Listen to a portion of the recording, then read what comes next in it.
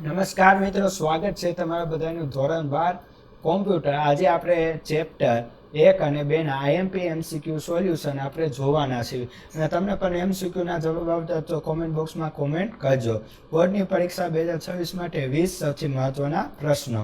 કે કોના ઉપયોગમાં વધારો થવાથી ઘણી બધી પ્રવૃત્તિઓ ઓનલાઈન બની છે? તો જો ઇન્ટરનેટ છે, મોબાઈલ છે, જીપીએસ છે, સોશિયલ નેટવર્કિંગ. તો આપણને ખબર જ છે કે બધી વસ્તુ જ્યારે ઓનલાઈન બની હોય તો શું ઇન્ટરનેટના ઉપયોગથી ઓનલાઈન બની શકે? તો જવાબ આવશે ઇન્ટરનેટ. ઇન્ટરનેટના વ્યાપક ઉપયોગને કારણે શિક્ષણ, બેન્કિંગ અને ખરીદી જેવી તમામ પ્રવૃત્તિઓ ઓનલાઈન થઈ ગઈ છે કે તમે ઓનલાઈન બધી વસ્તુ ખરીદી શકો. બીજું, વેબસાઇટના મુલાકાતીઓને ડેટા દાખલ કરવામાં કોણ મદદરૂપ થાય છે? Option A table, option B form, option C database કે ઓપ્શન ડી ફાઇલ. તમને જવાબ આવતો ફટાફટ કહેવ તો હવે જો વેબસાઇટની મુલાકાતમાં ડેટા દાખલ કરવા એટલે કે માહિતી દાખલ કરવામાં શોનો ઉપયોગ થાય? તો જ્યારે પણ માહિતી દાખલ કરવામાં આવે ત્યારે ફોર્મ આવે છે, બરોબર? તો જવાબ આવે ફોર્મ.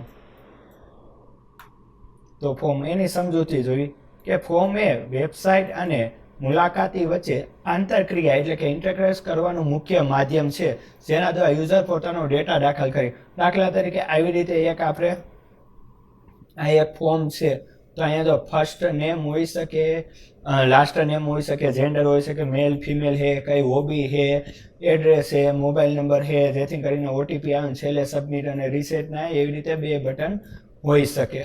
તો ફોર્મ દ્વારા માહિતી મેળવી શકો.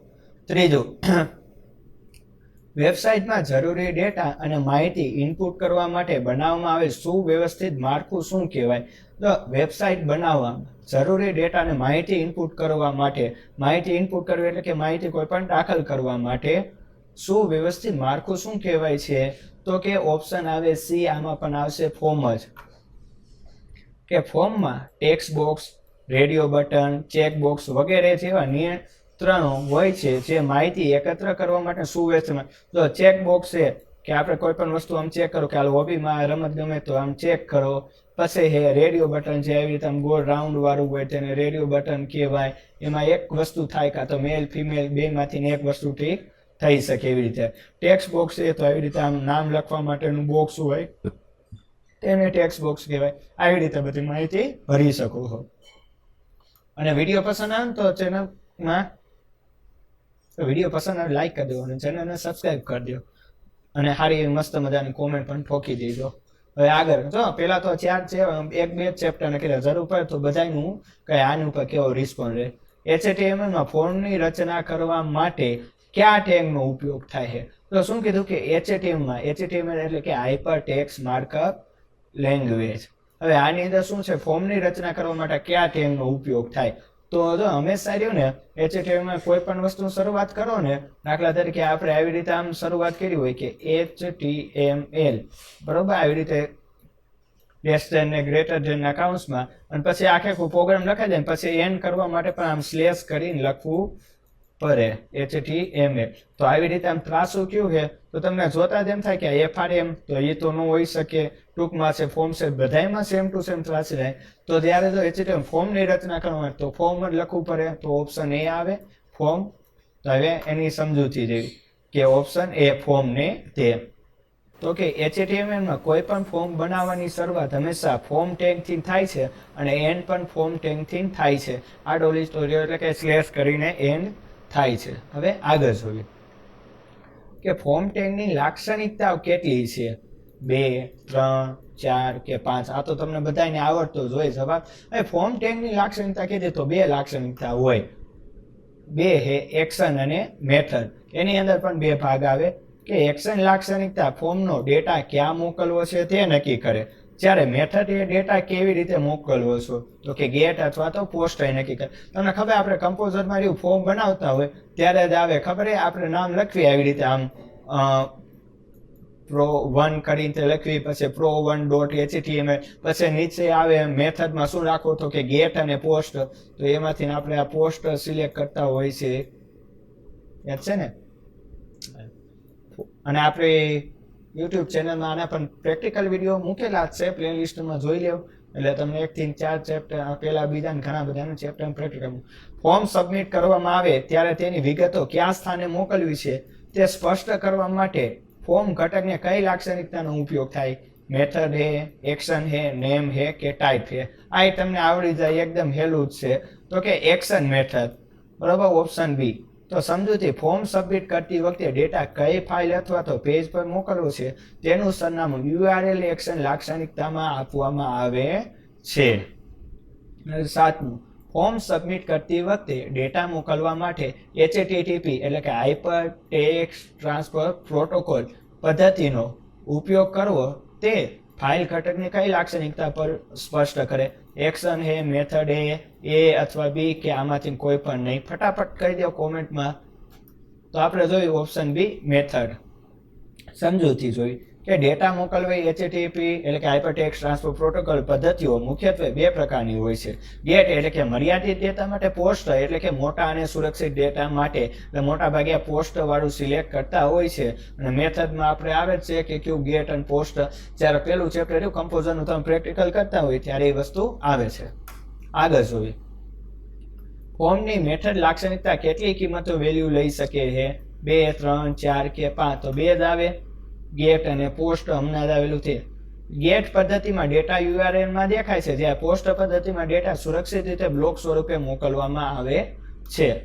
નોંધ એટલે કે કોમેન્ટ, અહેવાલ, રિપોર્ટ કે લાંબી સમજૂતી લોંગ ડિસ્ક્રિપ્શન ઉમેરવા માટે કયા ઘટકનો ઉપયોગ થાય? સિલેક્ટ, ઓપ્શન, લોંગ ટેક્સ્ટ કે ટેક્સ્ટ એરિયા? તો ટેક્સ્ટ એરિયા થતું હોય આમાં. શા માટે? તો કે જોવી કે જ્યારે એક કરતાં વધુ લીટીઓ, અહીંયા ટેક્સ્ટ એરિયા એવી રીતે ઓપ્શન પાછું સ્લેશ કરીને ઓપ્શન ને એવું બધું હતું, અને અહીંયા જે તે સમય PDF મોડું ડિલીટ થઈ ગયું છે. જ્યારે એક કરતાં વધુ લીટીઓ મેથડ એટલે કે મલ્ટિપલ લાઇન માં લખાણ દાખલ કરવાનું હોય ત્યારે ટેક્સ્ટ એરિયા ઘટકનો ઉપયોગ થાય છે, કેમ કે ઘણી બધી માહિતી લખવાની હોય તેના માટે. કમ્પોઝરમાં ફોર્મ બનાવવા માટે કયું મેનુ ઉપયોગમાં થાય છે? તો આ તો હાવ હેલામ હેલું તમને આવડતું જ હોય. વાત કરો છે file form, insert form, format form કે વ્યૂ ફોર્મ? બરાબર, યાદ કરો, ફટાફટ કોમેન્ટ કરો, 2 સેકન્ડ આપણે રાહ જોઈએ. તો ઓપ્શન બી, ઇન્સર્ટ અને ફોર્મ. અને ક્યાંય નોંધાવું તો ફોર્મનું બાય ડિફોલ્ટ આ બાજુ આઇકન હોય જ છે, કે ઇન્સર્ટ અંદર જઈને તોય આવે. સમજૂતી, કમ્પોઝરમાં વિઝ્યુઅલ રીતે ફોર્મ ઉમેરવા માટે મેનુ બારમાંથી ઇન્સર્ટ મેનુમાં જઈને ફોર્મ વિકલ્પ પસંદ કરવામાં આવે છે. CS નું પૂરું નામ જણાવો. આ પણ હાવ હેલું છે. Computing style sheet, cascading style sheet, computing style service કે કેસ્કેડિંગ સિક્યોર શીટ? તો જોતા જ ખબર પડી જાય કે CS એટલે કે cascading style sheet, option B જવાબ આવે આનો. જોઈ લીધી સમજૂતી કે કેસ્કેડિંગ સ્ટાઇલ શીટ.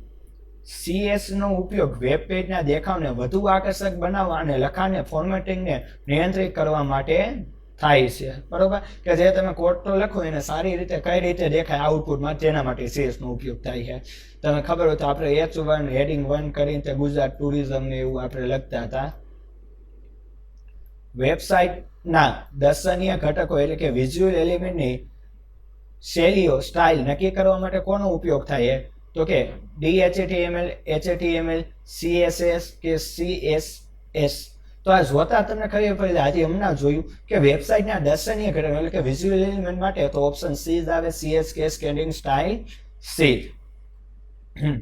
HTML નો ઉપયોગ વેબ પેજનું માળખું બનાવવાનું થાય છે, જ્યારે CS નો ઉપયોગ તે માળખાની દર્શનીય ઘટકો એટલે કે રંગ હે, ફોન્ટ હે, લેઆઉટ શૈલીઓ નક્કી કરવા માટે થાય છે. આપણે કેમ અહીંયા ઘાટા ફોન્ટ છે, અહીંયા આછા છે, અહીંયા રંગ બીજો છે, અહીંયા બીજો છે, એટલા માટે. CS વાક્ય રચના સિન્ટેક્સના મુખ્ય કેટલા ભાગ હોઈ શકે? 1, 2, 3, 4? તો કે 2 હોઈ શકે. સિલેક્ટ અને ડિસિલેક્શન, ડિક્લેરેશન કરતો. ઉદાહરણ તરીકે H1 કલર બ્લુ તમે પસંદ કરો છો અને H1 એ સિલેક્ટર છે, બરોબર. H1 તમે કર્યું તો એ સિલેક્ટર કહેવાય, અને કલર જે બ્લુ છે એ ડિક્લેરેશન છે. એટલે કે પછી તમે જે બ્લુ કલરનો કલર પસંદ કરો છો એ ડિક્લેરેશન છે. તો ખબર પડી ગઈ, એક H1 આવે અને બીજું આવે જે કલર પસંદ કર્યો, એટલે જવાબ આવે ઓપ્શન બી. CSS વાક્ય રચનામાં કયા કૌંસનો ઉપયોગ થાય છે? હવે CS વાક્ય રચના આવી તો તમને ખબર છે, યાદ કરો ક્યાં ઓલું થાય, આ કાઉન્સ થાય, છગડીયો કાઉન્સ થાય, મોટો કાઉન્સ થાય કે ગ્રેટર ધેન લેસ ધેન થાય? ફટાફટ જવાબ કહો. બરોબર, તો કે છગડીયા કૌંસનો ઉપયોગ થાય છે. CS ના નિયમો રૂલ છગડીયા કૌંસની અંદર જ લખવામાં આવે છે, જેમાં પ્રોપર્ટી અને તેની કિંમત હોય છે. હવે કમ્પોઝરમાં બાય ડિફોલ્ટ કયા વિકલ્પનો ઉપયોગ થાય છે? CSS, HTML, DHTML કે PHP? તો HTML નો CSS નો ઉપયોગ થાય છે, કેસ્કેડિંગ સ્ટાઇલ શીટ. બરાબર, કમ્પોઝર મૂળભૂત રીતે કેસ્કેડિંગ સ્ટાઇલ શીટને સપોર્ટ કરે, જેથી યુઝર સરળતાથી વેબ પેજને સ્ટાઇલ આપી શકે. તમે જોયું તો આ બાજુનું CSS નું એક અલગથી ખાનું આપેલું હોય, એનો ઉપયોગ કરીને તમે વધુ માહિતી મેળવી શકો છો અને અલગ અલગ ચેન્જ પણ કરી શકો. નીચેનામાંથી કયા વિધાનનો ઉપયોગ જાવાસ્ક્રિપ્ટમાં વિધેય કિંમત પરત કરવા માટે થાય છે? ઘટના છે, પ્રોગ્રામ છે, રિટર્ન છે કે વિધેય છે? તો આપણે જોયું કે ઓપ્શન C રિટર્ન. સમજૂતી કે વિધેય ફંક્શન ની અંદર પ્રક્રિયા પૂર્ણ થયા પછી પરિણામ એટલે કે વેલ્યુને પાછું મોકલવા માટે રિટર્ન કીવર્ડનો ઉપયોગ થાય છે, કે જેથી કરીને આઉટપુટ તમને દર્શાવાય. વેબસાઇટના આલેખનમાં સુધારો કરવા તથા ફોર્મની યથાર્થતા ચકાસવા માટે વેબ પેજમાં કોનો સમાવેશ થાય છે? C ભાષા, જાવા, ઓરેકલ કે જાવાસ્ક્રિપ્ટ? જો વેબસાઇટના આલેખનમાં સુધારો કરવા તથા ફોર્મની યથાર્થતા કોનો ઉપયોગ થાય છે?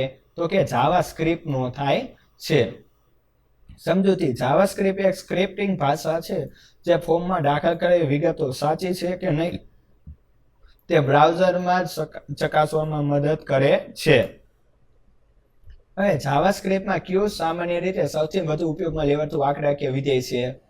વેલિડેટેડ ફ્રોમ, ઇઝ NN એટલે કે નન ઓફ નંબર હે, અલર્ટ હે કે નંબર? તો આવશે ઓપ્શન B ઇઝ NN. સમજૂતી, ઇઝ NN નું પૂરું નામ ઇઝ નોટ અ નંબર છે. તે તપાસે છે કે દાખલ કરેલી કિંમત આંકડાકીય છે કે નહીં. હવે વેરિયેબલ x માં ડોક્યુમેન્ટ JS1 નેમ વેલ્યુ વાક્યમાં કયો ચલ વેરિયેબલ ઘોષિત કરાય? તો કે x છે, ડોક્યુમેન્ટ છે, JS1 છે કે નેમ વેલ્યુ? તો એ ચોખ્ખું લે કે વેરિયેબલ x માં વેરિયેબલ શું છે? તો કે ડોક્યુમેન્ટમાં JS1 નેમ વેલ્યુ વાક્યમાં ચલ વેરિયેબલ ઘોષિત કરે તો x ને ઘોષિત કરી શકાય, ડોક્યુમેન્ટ નો કરી શકાય, નેમ વેલ્યુ નો કરી. JS1 એ તો પાછળ આઉટપુટમાં આવે એટલે આવે x.